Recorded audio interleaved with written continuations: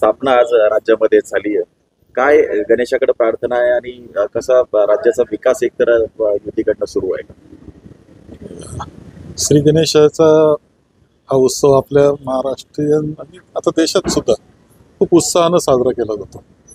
एक आपलं आराध्य दैवत आहे आणि या आराध्य दैवताकडे आम्ही कोणत्या गोष्टीची सुरुवात करत असताना प्रार्थना करण्याची सुद्धा एक आपली पद्धत आहे.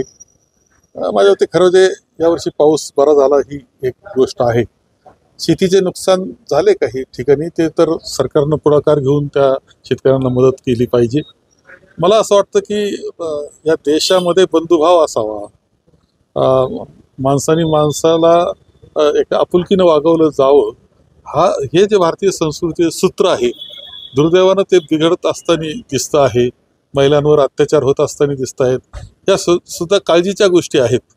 परमेश्वराकडे एवढीच प्रार्थना राहील, श्री गणेशाचरणी प्रार्थना राहील की या देशातला, या राज्यातला बंधुभाव टिकावा आणि आनंदी वातावरणामध्ये हा देश चालावा, समर्थपणे तो चालावा, जगामध्ये त्याचा लौकिक असावा आणि जगाने सुद्धा अनुकरण करावं इतका बंधुभाव या देशात असावा.